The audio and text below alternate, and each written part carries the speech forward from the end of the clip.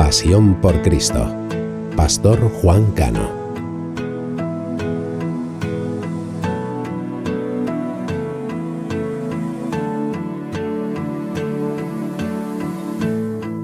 No te veo, pero te siento. Saca este momento para elogiarte. Estoy agradecido, y aunque otros no te piensen, yo te pienso. Cristo, creo en ti, eres más que mi vida.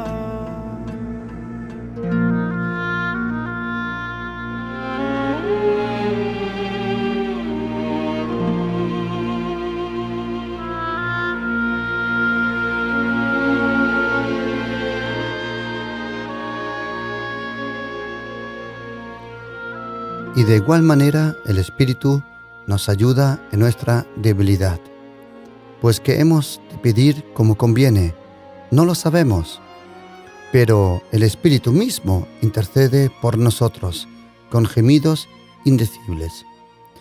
Mas el que escudriña los corazones sabe cuál es la intención del Espíritu, porque conforme a la voluntad de Dios intercede por los santos.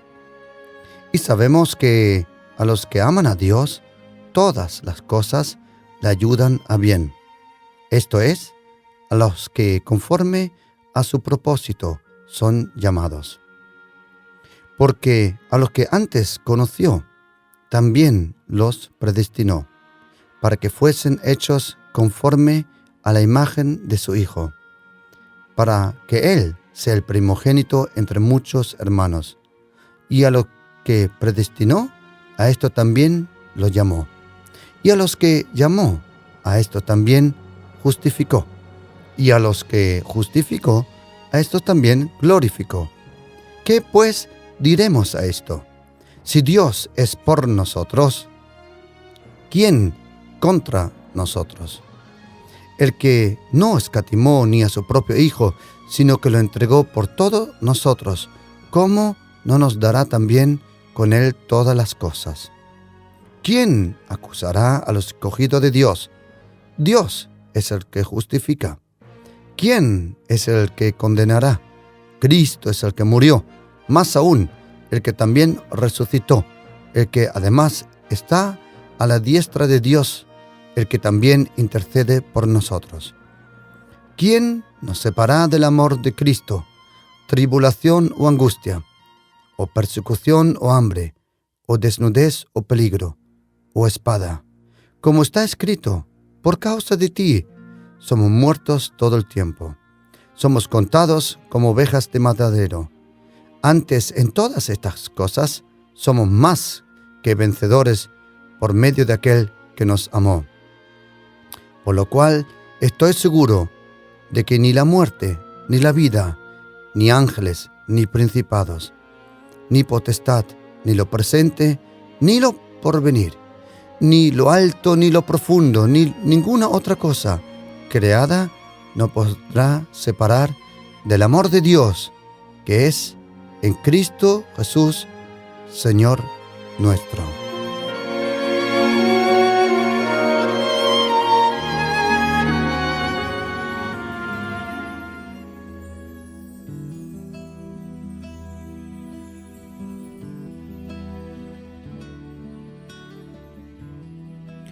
Dios el Padre, en su gran amor que probablemente en esta tierra no lo vamos a comprender, Él nos soportó que nosotros, al ser creados, por propia decisión, nos sometemos a la autoridad del pecado y del diablo. Y Dios el Padre desde el principio, cuando el ser humano, Adán y Eva, decidieron darle la autoridad a aquel cosa creada, aquella culebra, serpiente, aquel ex arcángel. Nosotros por el pecado nos sometemos a la autoridad del diablo y del rumbo de este mundo. Pero Dios el Padre desde este principio, como dice la Biblia, Jesucristo fue inmolado antes de la creación de la tierra. Es interesante que la Biblia dice Jesucristo fue inmolado, el Cordero de Dios, antes de la creación de la tierra. Es interesante porque para que Jesucristo fuera inmolado se necesitaba la cruz, y para tener la cruz se necesita madera, y para tener madera se necesitan árboles. Pero si todavía no había nada creado, es un misterio como Dios el Padre lo hizo. Y también dice que Jesucristo, el Cordero de Dios, antes de la creación del ser humano ya fue sacrificado, fue preparado. Ahora, si todavía los corderos todavía no estaban creados, ¿cómo que Cristo fue inmolado antes de la creación? La razón es porque en Dios, el Padre, y solo existe un Dios, querido oyente, solo existe un Dios eterno, Olam, Adonai, el Dios del pueblo de Israel, el Dios y el Padre de nuestro Señor Jesucristo, Dios Padre, Dios Hijo y Dios Espíritu Santo. Y Dios el Padre, Dios el Hijo y Dios el Espíritu Santo, como no están limitados al tiempo y al espacio, porque Dios, el Padre, el Señor Jesús y el Espíritu viven en la eternidad. La eternidad es un tiempo, es una dimensión, una cuarta dimensión, o como algunos científicos le llaman también, es un universo paralelo. Es un universo paralelo. Y Dios el Padre vive, actúa, se mueve y gobierna desde un sitio llamado eternidad. Pero la eternidad no empieza detrás de la muerte, sino la eternidad nos acompaña en este momento. Y Dios el Padre, en su eterno amor, como dice Jeremías 31, versículo 3 al 5, dice, con un amor eterno te ha amado. Dios el Padre envió a su Hijo Jesucristo, porque la única oportunidad de ser salvado para nosotros era que alguien muriera por nuestros pecados. Pero hay un problema. Si alguien pecadoso muere por tus pecados, también el que murió será perdido y no puede salvarte. Para salvarte se necesitaba alguien que no había pecado. Y Dios el Padre, dice la Biblia, busqué a un hombre y no lo encontré. Dice el profeta Ezequiel, busqué a uno, pero no encontré a ninguno. Pero Dios el Padre, Dios el Hijo y Dios el Espíritu Santo, ellos hicieron un plan eterno, y el plan era este, que el Dios, el único Dios, creador del cielo y la tierra, el creador del universo, de las galaxias, del micro y del macrocosmos, de todo lo que percibimos, de todo lo que vemos, de todo lo que podemos palpatear y tocar, el Creador envió a su Hijo Jesucristo.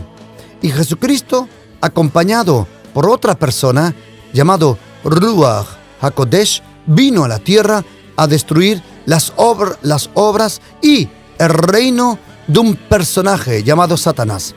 Y Jesucristo vino, destruyó el reino de Satanás, destruyó el poder del pecado y destruyó al último el poder de la muerte.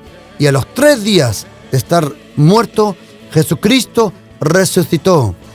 Y Él dice, he aquí, yo estaba muerto, pero ahora vivo en eternidad y tengo las llaves de la muerte y del Hades. Por eso, querido oyente, la llave maestra en tu vida la tiene Jesucristo. Y si tú conoces a Jesucristo, tendrás la llave maestra para todas las cosas en tu vida.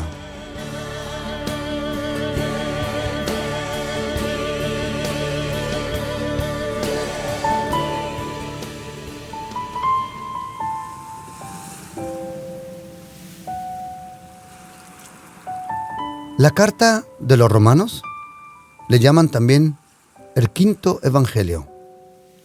Nosotros, cuando abrimos la Biblia, tenemos delante de nosotros un libro con 66 libros. La palabra Biblia viene del griego, que se llama biblos. Y biblos significa biblioteca pequeña. Y Esta biblioteca, llamada Biblia, contiene 66 libros. Es interesante que el profeta más citado sobre el dolor y la salvación y nuestro Señor Jesucristo, el profeta Isaías, también contiene 66 capítulos. A Isaías también le llaman la Biblia en mini. No el iPad mini, sino la Biblia mini. Le llaman la Biblia en pequeño al profeta Isaías. Contiene 66 libros, contiene 66 capítulos, lo mismo que la Biblia contiene 66 libros. En el Nuevo Testamento encontramos 4 evangelios. El Evangelio del Señor Jesús según Mateo, el Evangelio del Señor Jesús según Marcos, el Evangelio del Señor Jesús según Lucas y el Evangelio del Señor Jesús según Juan. Ahora, detrás de los 4 evangelios hay un libro que se llama la carta o el libro de los Hechos. Hoy en día se dicen los Hechos de los Apóstoles. Bueno, la verdad es que en ese momento los apóstoles hicieron poco. ¿Por qué? Porque de los 12 apóstoles, de pocos es comentado algo. Aparece Juan, aparece Pedro, aparece en un momento Matías, aparece el medio hermano del Señor Jesús, Santiago, pero de los otros apóstoles no oyes casi nada. Pero sí oyes de otro apóstol, a partir del capítulo 9 de la carta de los Hechos, que es el apóstol Pablo. Y detrás de los Hechos hay una carta de 16 capítulos. Y esa carta es la carta a los romanos. Fue escrita por el apóstol Pablo. Fue entregada por una mujer, fue llevada por una mujer, escrita por el apóstol Pablo, pero fue llevada a Roma por una mujer que se llama Febe.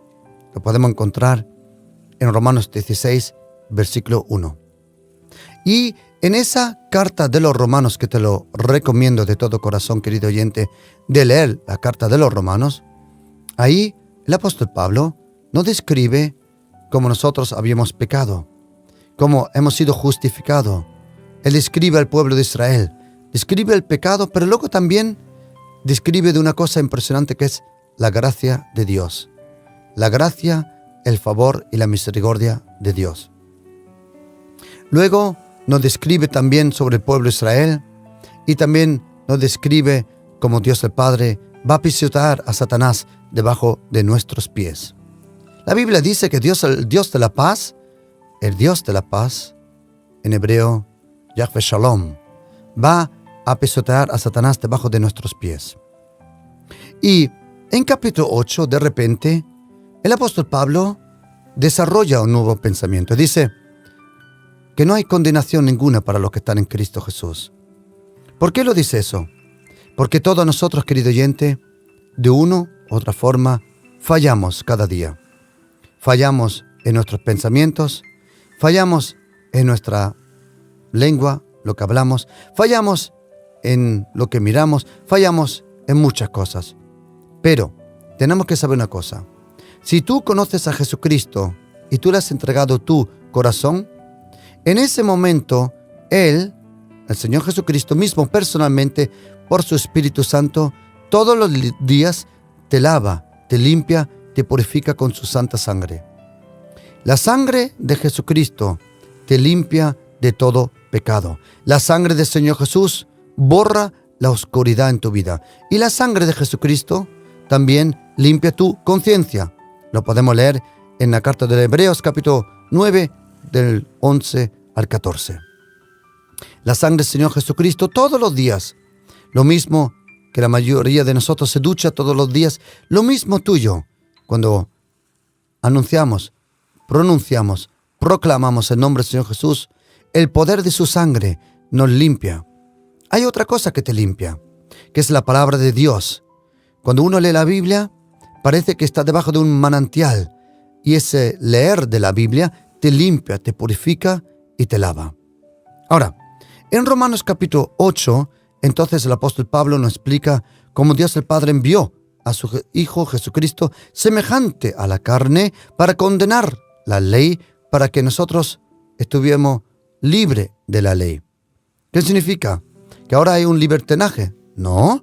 Ahora Dios el Padre Él cumplió lo que dijo en el profeta Ezequiel y en el profeta Jeremías, que Él iba a escribir sus mandamientos en nuestro corazón. Una cosa es tener un mandamiento en un papel, otro es tener los mandamientos en el corazón escrito.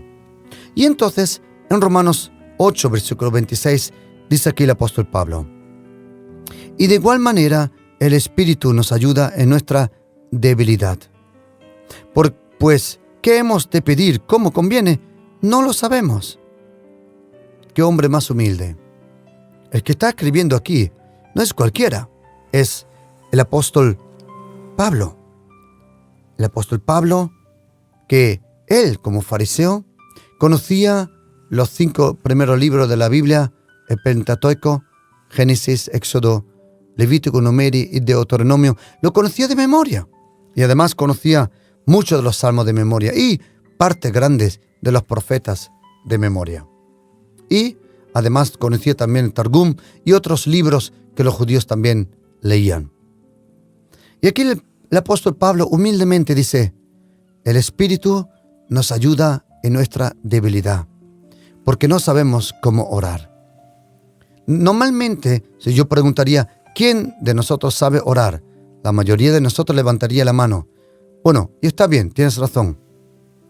Pero tenemos que reconocer una cosa, querido oyente, que orar no es el practicar un ejercicio religioso. Orar es cuando tú abres tu corazón a través de abrir tu boca y tú derramas tu corazón delante de Dios el Padre.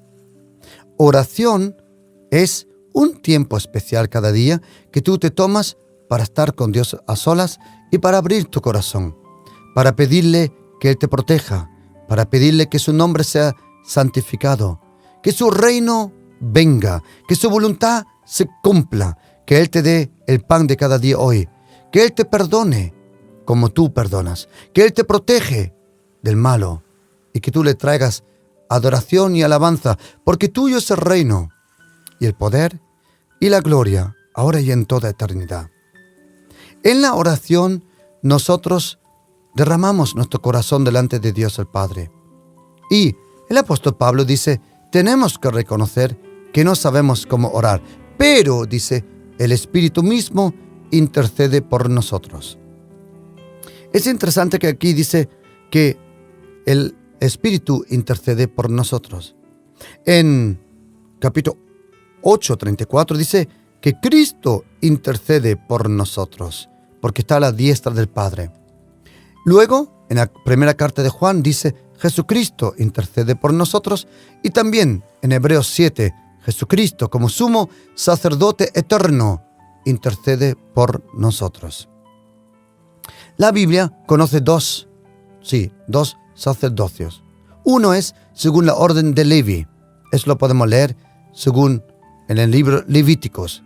Los levitas, un hijo de Jacob, Levi, y a quien cuyo pueblo le fue dado el sacerdocio en cuanto al templo. Pero la Biblia en Salmo 110 nos prometió a otro sacerdocio o a otro sumo sacerdote. ¿Y quién era?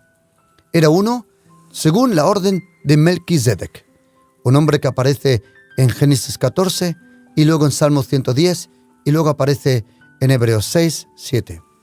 Y ese sumo sacerdote, según la orden de Melquisedec, es un hombre, Cristo, la cabeza y el cuerpo, su iglesia, que ya no es sacerdote según la orden de Levi, sino según la orden de Melquisedec. Los levitas tenían cuidado de la casa de Dios. La orden de sacerdote según Melquisedec es un ejército de guerreros que sabe atar al hombre fuerte y destruir maldiciones y hechicería y brujería. Y aquí el apóstol Pablo dice que Jesucristo intercede por nosotros. Romanos 8:34. Pero también el Espíritu Santo intercede por nosotros. ¿Sabes? Hay alguien externamente de ti, querido, que está orando por ti. Y algunas veces tú te levantas, no has orado y dices, ay, qué pena, no he orado, ¿qué haré? Quiero decirte que hay alguien que sí está orando por ti. Jesucristo está todo el tiempo orando por ti, por tu hijo, por tu hija, por tu esposo. Hay alguien que es fiel orando por nosotros.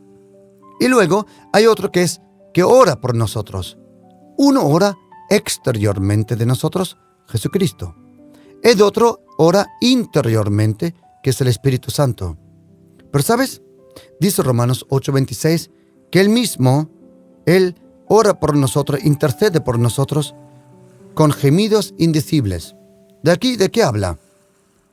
Aquí habla de un lenguaje que no tiene gramática, o como dice en griego, agramatos. No tiene gramática.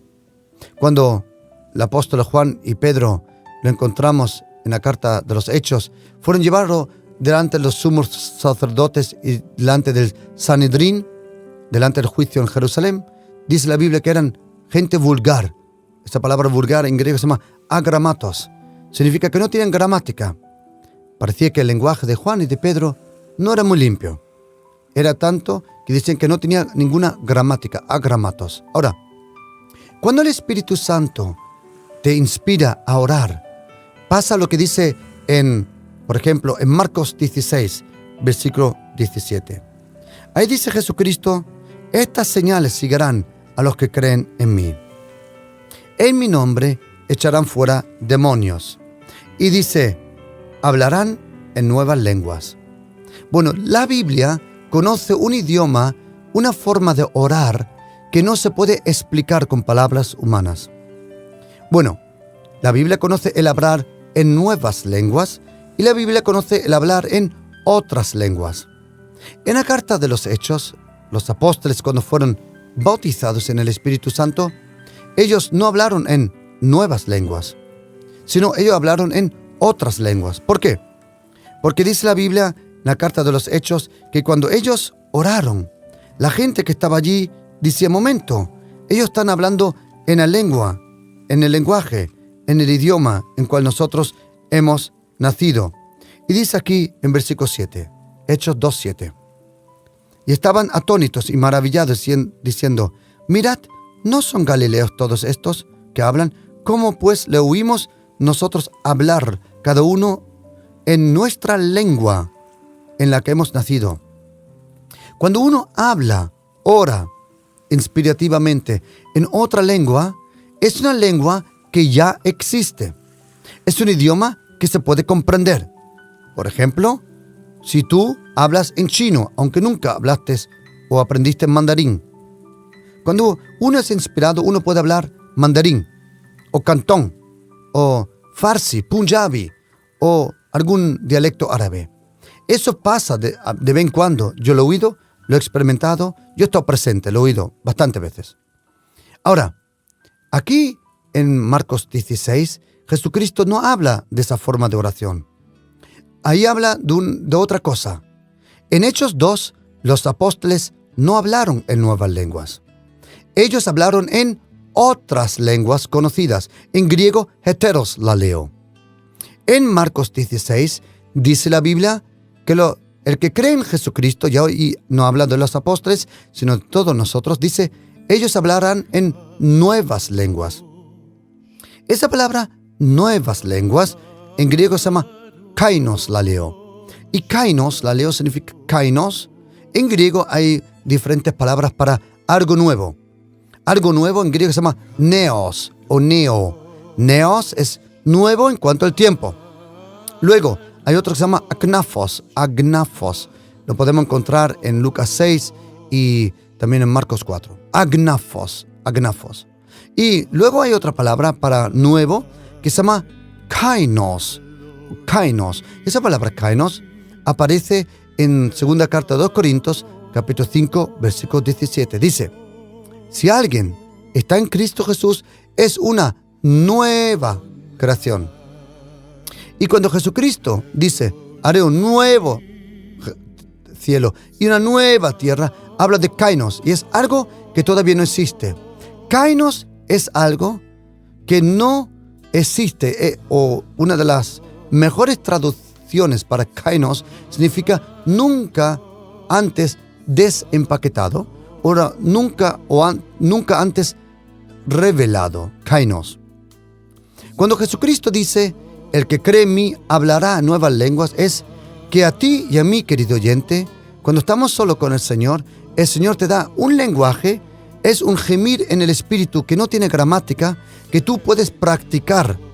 No le intentes comprender con tu mente, porque dice, primera carta de los Corintios 14, versículo 4 y versículo 14, dice, cuando hablo en el espíritu, mi mente no lo comprende. O dice, en griego, dice, a mi mente no le trae fruto. Dios el Padre nos da un lenguaje codificado en el espíritu. Los demonios no lo comprenden, el diablo solo lo oye, pero no se entera de lo que estamos hablando. ¿Por qué? Porque es una línea, el teléfono rojo en tu vida. Tienes una línea directa hacia el Padre y hablas en un idioma que nadie lo comprende. ¿Por qué lo hace Dios así? ¿Sabes por qué? Si tú eres espíritu con un alma y vives en un cuerpo, entonces la forma de orar tiene que ser orar en el espíritu. La Biblia dice que tenemos que orar en el espíritu, amar en el espíritu, hacer vigilia en el espíritu, perseverar en el espíritu. Lo más importante en tu vida y en mi vida es nuestra vida espiritual. Lo mismo que alimentas tu cuerpo con buena comida, hay que alimentar su espíritu con buena comida. Porque el hombre no vive del pan solo, sino de cada palabra que viene de la palabra de Dios. Y si tú deseas, tú puedes hablar en el espíritu. ¿Cuándo? Ya. ¿Por qué? Porque no estoy hablando de los dones, según primera carta de los capítulos 12, que habla del don de hablar en nuevas lenguas, en otras lenguas. No. La Biblia conoce nuevas lenguas. La Biblia conoce otras lenguas. La Biblia conoce extrañas lenguas y también conoce lenguas angelicales. Pero nuevas lenguas no tiene que ver nada con la otra forma de hablar en nuevas lenguas. ¿Quién puede hablar en nuevas lenguas? Según Marcos capítulo 16, versículo 17, todos pueden hablar en nuevas lenguas porque dice ahí, estas señales seguirán a los que creen en mí. En mi nombre echarán fuera demonios y hablarán en nuevas lenguas.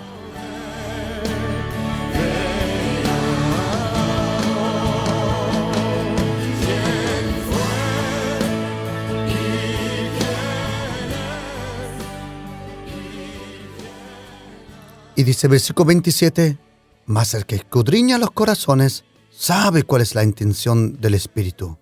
Y ahora, oye, porque conforme a la voluntad de Dios, intercede por los santos. Cuando tú hablas en lenguas, un idioma realmente raro, porque es raro, entonces tú estás hablando en algo que no lo comprendes con la mente, pero tu espíritu está comunicando en un lenguaje secreto entre ti y el Padre. Y dice que la intercesión intercede por nosotros conforme a la voluntad de Dios. Hay dos oraciones perfectas en esta tierra. Dos. Primero, el Padre Nuestro. Y segundo, el hablar en nuevas lenguas. Porque en el Padre Nuestro es la oración perfecta. Y el hablar en nuevas lenguas, ahí el Espíritu Santo, Él habla, intercede y comunica contigo o a través de ti con el Padre. Es interesante. Y dice Romanos 8, versículo 28. Y sabemos que en lo que aman a Dios, todas las cosas le van para bien. Esto es, a lo que conforme a su propósito son llamados. Bueno, la palabra propósito en griego, una palabra muy interesante. Propósito. De ahí viene la palabra en griego, es prótesis o prótesis. Una prótesis es, por ejemplo, cuando uno se parte un hueso, le ponen una prótesis para que el hueso se sane correctamente. Pero también, cuando uno tiene los dientes torcidos, le ponen una prótesis. Aquí dice que nosotros somos llamados conforme al propósito de Dios. Cuando uno permite que el amor de Dios el Padre, su cariño, venga a tu vida, querido oyente, Dios el Padre, a través del Espíritu Santo, invisiblemente trae una prótesis a tu vida. Bueno, algunos es bueno que se la pongan a boca para que no hablen tan mal. porque tenemos que tener cuidado, que el poder de la vida y de la muerte están en la boca. Querido oyente, si tú hablas mal de otro, el primero que se está ensuciando es tu boca, eres tú mismo. Y una vez uno me vino a hablar mal de otro, y entonces fui al baño y cogí papel del baño. Y regresé del baño, y le dije, toma, límpiate la boca. Y me dijo, ¿por qué? Me he ensuciado. Digo, de todo el tiempo que estás hablando conmigo, lo tienes marrón alrededor de tu boca. Porque solo lo que sale de la boca ensucia al ser humano. ¿Sabes? Una prótesis, el propósito de Dios, propósito, en griego, prótesis, o como se pronuncia en griego, prótesis o prótesis. Esa prótesis provoca que los dientes torcidos de tu vida, de tu entorno, de tu rumbo, sean enderecidos.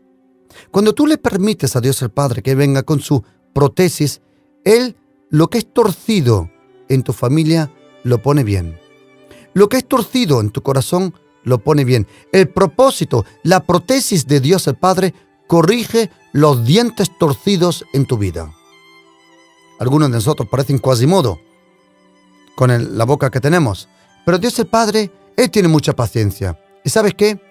Una prótesis no los corrige en una semana y tampoco en 2 a los dientes torcidos, sino una prótesis necesita años. Ahora, lo mismo un cristiano. El cristiano necesita años para ser transformado. Y quiero decirte una cosa, si tú eres un cabezón, quiero decirte una cosa. Dios el Padre tiene más paciencia que tú. Y te prometo una cosa, Dios el Padre no va a cambiar, el que va a cambiar eres tú. Dice la Biblia, sabemos que los que aman a Dios, todas las cosas le van para bien. Ay, Señor, ¿cuántas veces nosotros hemos pensado, Señor, ¿por qué me ha pasado esto? ¿Por qué me pasó esto? ¿Por qué me pasó esto? ¿Y por qué me pasó esto? Os voy a contar una cosa de mi vida. Cuando yo estaba en Alemania, como vosotros podéis oír, soy español, pero tengo un acento muy interesante. Bueno, y yo me crecí en Alemania. 35 años he vivido en Alemania. Algunas veces oigo decir aquí, ¡ay, qué frío hace aquí! Querido, ¿frío? Tú no sabes lo que es frío. Frío es cuando el coche no arranca. Cuando hace 30 bajo cero, 25 bajo cero, y ahí no arrancan ni los demonios. Eso sí que es frío. Bueno, cuando yo estuve en Alemania, me acuerdo, tenía aproximadamente la edad de 21 o 22 años. Y me acuerdo que yo fui militar aquí en España, y yo dejé mi trabajo en Alemania para hacer la mili voluntariamente aquí en España. Nosotros los que vivíamos allí pensábamos que íbamos a ser más españoles si viníamos a nuestra patria a hacer la mili. Nosotros vinimos para acá y la verdad que éramos raros, bichos raros. Éramos una compañía llena de gente de Australia, México, de las Filipinas, de Francia, Italia. Todos éramos hijos de emigrantes, pero que quisimos hacer la mili. Y éramos una compañía llena de extranjeros. También nos llamaban la Legión, porque éramos todos extranjeros. Nos llamaban la Legión, ¿vale? Y entonces estuvimos allí, yo estuve allí. Y cuando regresé de Alemania, como yo aprendí 3 carreras antes de venirme a la mili, con diploma, con todo terminado, entonces busqué un trabajo. Y me dieron el trabajo. Fui un miércoles para allá y me dijeron, el jueves usted empieza este trabajo. Un trabajo muy bien pagado, muy bien. Era de verdad un sueño ese trabajo. Pero cuando fui el jueves, dijeron, no sé lo que ha pasado, pero hemos decidido que no le vamos a dar el empleo. Ay, me dolió mucho eso. Porque uno se hace mucha ilusión y... Sí, uno se hace mucha ilusión. Y no me dieron ese empleo. Y entonces ese jueves me fui a casa muy triste. Me acuerdo que cuando iba de camino, yo todavía no conocía a Jesucristo. Pero yo me acuerdo que dije, Dios, ¿por qué has permitido esto? Dios, ¿por qué has permitido esto?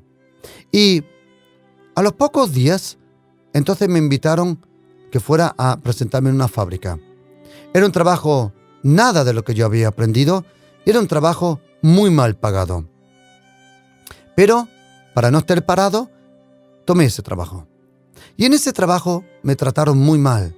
Y yo siempre pensaba, durante esos 9 meses que estaba al principio ahí, ¿por qué me ha pasado todo esto? Yo tenía un trabajo prometido tan bueno, yo podía estar en la gloria y ahora estoy aquí, maltratado, con mala gente, mal jefe. Pero en aquella fábrica había un hombre raro, que cuando andaba por las calles decía, cuando andaba allí por los pasillos, decía, aleluya. Y entonces un día me tocó trabajar con ese hombre. Y trabajé 3 días con él.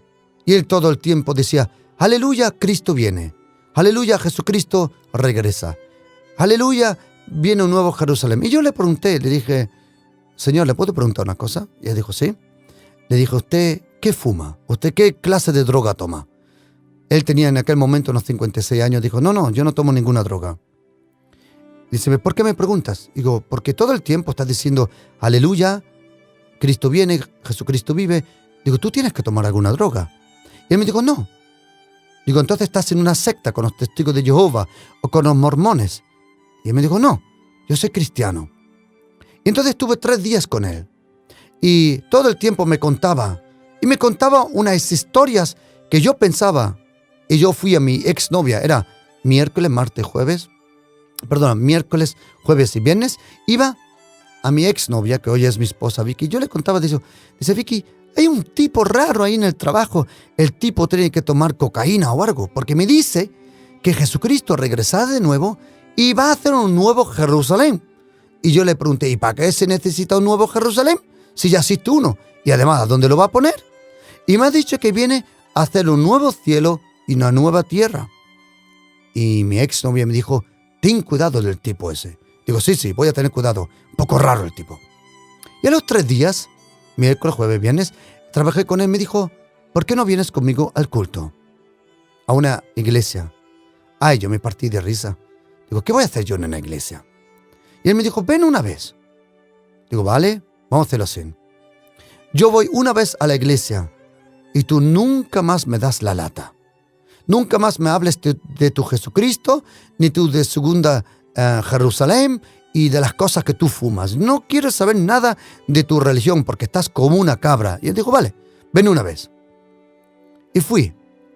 Era el día 30 de abril del 1989. A las 11:45 de la mañana. Cuando yo fui para allá, en aquel culto, yo me sentí en la última fila. Y yo observaba que la gente levantaba las manos. Eso parecía un asalto de banco porque todos levantaban la mano. Levantaban todas las manos para arriba. De atrás parecía un asalto de banco. Y entonces vino uno a hablar de Jesucristo. Y yo me estaba pensando, yo llevaba un revólver de 9 milímetros, una Smith & Wesson. Llevaba. Y llevaba 3 gramos todavía empaquetados. Porque yo dije, cuando yo salga de aquí, estos están como una cabra. Hay que tomar algo. Estos están como una cabra. Y cuando yo estuve en el culto, vino este hombre hablando de Jesucristo. Y el tipo hablaba como si Jesucristo de verdad estuviera presente. Y yo pensé, no, esto es raro. Esta gente es rara. Y cantaban, hacían palmas. Y yo decía, ¿y a quién le hacen palmas? ¿Y a quién le cantan? Y detrás del culto dijo este hombre, ¿quién de vosotros quiere conocer a Jesucristo? Y hasta hoy yo no sé quién subió mi brazo. Yo estaba solo en la última fila. No había nadie sentado a lo mío. Y alguien levantó mi brazo. Y de repente, para peor todavía, el tipo me vio. Y dijo, gracias, ahora voy para allá. Digo, adiós, la hemos liado. Ahora viene el chiflado para acá. Y entonces, me vino para allá. Y me dice, ¿quieres conocer a Jesucristo? Y yo me pensé, conocer a Jesucristo, seguro es fácil. ¿Por qué? Nosotros éramos un grupo de españoles e italianos que en Alemania en aquel tiempo había una guerra entre bandas marroquí, árabes, serbios, turcos, que estábamos vendiendo la droga y nosotros teníamos el sur de la ciudad, era nuestro. El sur de la ciudad estaba en manos de los italianos y de los españoles. Y por eso llevaba un revólver 9 milímetros. Y yo a lo largo de mi vida, a partir de los 13 años, perdí aproximadamente 17 amigos. En peleas, en tiroteos, en muchas cosas de esas. con SIDA y otras cosas. Y yo pensaba cuando este hombre me dijo, ¿usted quiere conocer a Jesucristo? Yo me pensé, bueno, nosotros sabemos robar coches, sabemos abrir coches, sabemos hacer asaltos. Seguro que conocer a ese Jesucristo no es nada peligroso. Además lleva una pistola. Y me dijo, ¿quieres conocerlo? Digo, sí. Dice, cierra los ojos. Yo cerré un ojo, el otro lo dejé abierto porque yo pensaba que estaba en una secta y esto te lavaba en la cabeza. Y lo tuve a distancia, yo no quería que ni se me acerque este hombre raro. Pastor le llamaban. A distancia lo tuve. Y entonces empieza a hablar. Pa. Y yo miré a mi reloj, digo, wow, el tipo este no para. Y de repente dice, amén. Digo, muy bien. Dice, no, muy bien. Dice, ahora tú tienes que orar. Y yo me le quedo mirando. Digo, ¿qué tengo que hacer? Dice, usted tiene que orar. Y yo le dije, yo no sé orar. Pregúntame cómo se abre un coche, pregúntame cómo se desarma una automática, una 645, lo que sea. Pregúntame cómo se desarma un revólver, lo que sea. Pero no me preguntes, por favor, cómo se ora. Dice, ora con tus palabras. Y empecé a orar. Pero no era una oración. Y oré más o menos así, fue esto. Jesús, si tú existes, ahora mismo te entrego mi vida. Yo no sé orar como esta gente, pero te pido que me ayudes. Más o menos fue la oración así. De repente, sobre mi cabeza, el cielo se abrió. Y alguien entró en mí. Alguien entró en mí. Y como una aspiradora hizo, sacó todo de dentro, toda oscuridad, todo lo malo. Y de repente vino todo visible, todo se podía ver. Vino sobre mí como una nube y entró en mí. Yo estaba lleno del amor. Yo sentía solo amor en los dedos. En todos los dedos, en todo mi cuerpo había solo amor. Y rápidamente metí la mano en el bolsillo a ver a dónde estaban los 3 gramos.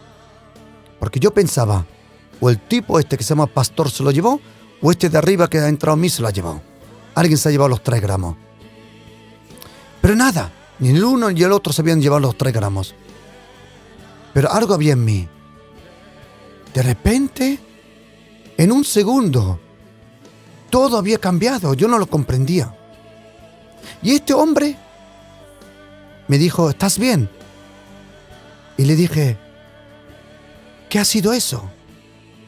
Y él me dijo, tranquilo, dice, Dios, el Espíritu Santo, ha entrado en ti. Y entonces vino una mujer, cuando estábamos hablando, vino con una pierna corta, que tenía un zapato donde tenía el talón de madera.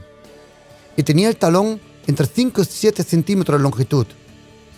Y se notaba que la pierna era corta. Probablemente por un accidente. No sé por qué la pierna era corta, se veía. Porque un zapato era normal. Y de otro zapato tenía una suela de 5 o 7 centímetros. Y dice esta mujer, pastor, ¿puedo orar por mi pierna? Y dice, pastor, sí. Y le pregunta al pastor, hermana, siéntate. Y le preguntó, ¿quieres que una pierna crezca o que la otra se ponga más corta?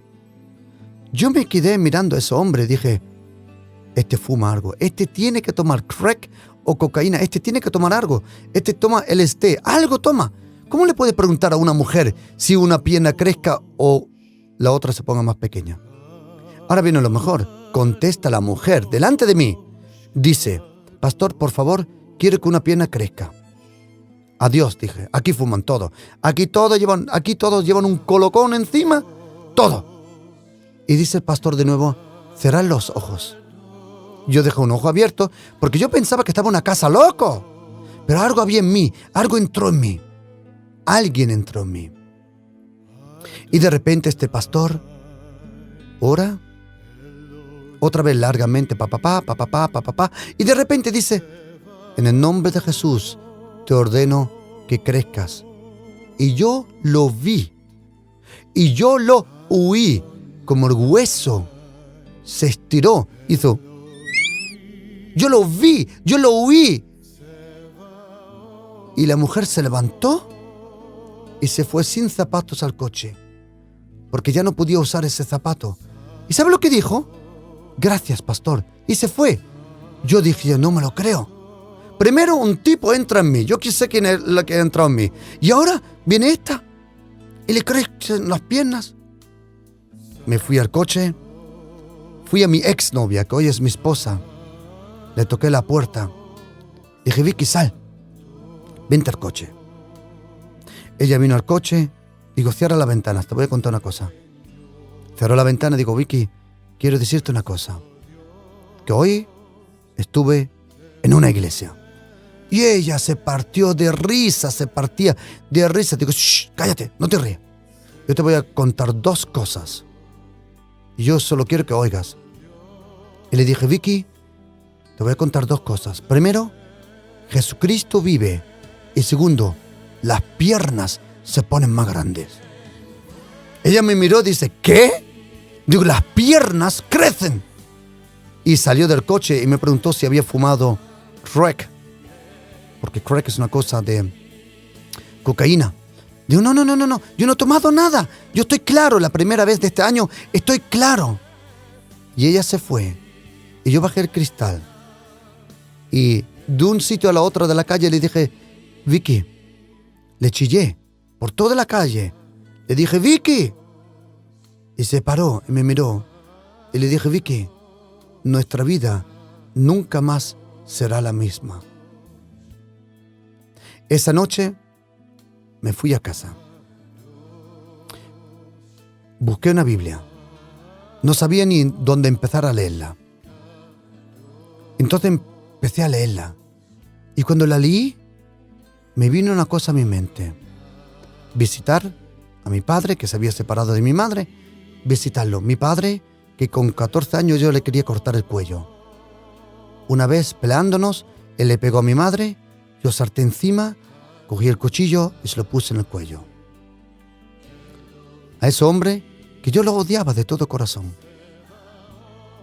Yo cuando leía la Biblia, una y otra vez me venía a la mente, ve a tu papá y dile que le amas. Ve a tu papá y dile que amas. Todo en el mismo día. Fui a casa de mi padre, toqué la puerta, él abrió la puerta y me dijo, ¿qué quieres? Eran las 9 de la noche. Y dije, papá, solo quería decirte que te amo. Y por primera vez en toda mi memoria, me sonrió y me invitó a tomar un café. Aquella noche, aquel día, recibí paz con Dios, paz conmigo y paz con mi padre. Entonces fui a una casa de un hermano que yo conocía, un amigo. Yo no sabía que era hermano, era gitano. Se llama Grafo. Él me había contado una historia que Jesucristo se le había aparecido, pero como yo conocía a Grafo, que me contaba cada historia que flipaba, le toqué la puerta. Eran las 3 de la mañana. Le dije, Grafo, baja, Jesucristo se me ha aparecido. Y él me dice desde la ventana, a mí también. Digo, pues baja. Y nos sentamos allí en aquella noche, debajo de un farol, a leer la Biblia. Y nos quedamos 2 horas leyendo la Biblia, los dos, debajo de un farol.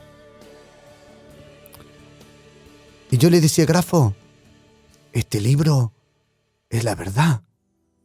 Este libro me está hablando. Oyes cómo me habla. Está escrito solo para mí. Y yo le dije, Grafo, probablemente somos los únicos cristianos en toda la tierra. Y él me dijo, ¿por qué? Dije, Grafo, si hubieran más cristianos, alguien hubiera venido a contárnoslo. Le dije, Grafo, ¿te acuerdas de Pepo que murió? ¿Te acuerdas de Richie que lo mataron? ¿Te acuerdas de Schluss que lo mataron? Todos nuestros amigos que mataron. Todos eran muertos sin Cristo. Si esto es verdad, nuestros amigos están en el infierno. Y él me dijo, probablemente tienes razón. Somos los únicos cristianos en la tierra. Porque si no hubieran venido a contárnoslo. Luego me di cuenta que había más cristianos, pero que muchos no tenían la gana de contárnoslo. Un día al año, mi amigo Grafo y yo en las calles, repartiendo y evangelizando en las calles, nos encontramos con uno que conocíamos de antes. Y le dimos un tratado y le hablamos del amor de Dios y del perdón y de todo. Y nos dice, yo lo conozco. Y le dije, momento, ¿tú conoces a Cristo? Y él dijo, sí. Dijo, ¿desde cuándo lo conoces? Y me dijo, desde muchos años. Y mi amigo Grafo y yo nos miramos. Había una fuente de agua allí. Digo, ¿qué has dicho? ¿Que tú conocías a Cristo antes que nosotros? Y dijo, sí. Y lo cogí del cuello. Y lo iba a meter a la fuente, en el agua, delante de todos. Y dije, si tú conoces a Cristo, ¿por qué no me lo dijiste antes? Y él me dijo, porque no quería. Y lo cogí y lo quería meterle a la fuente para mojarlo. Y le dije, tú nunca tuviste derecho de callarte la boca. Perdimos todos los amigos y nadie de ellos oyó el evangelio y tú te callaste. Y Grafo me dijo, no lo hagas. Y digo, yo lo tengo que meter a este tipo en una fuente porque no nos ha contado nada de Cristo y todos nuestros amigos se han perdido. ¿Sabes lo que me he dado cuenta, querido oyente? Que si tú eres cristiano, no tienes ningún derecho para callarte la boca. No me avergonzo del Evangelio de Jesucristo.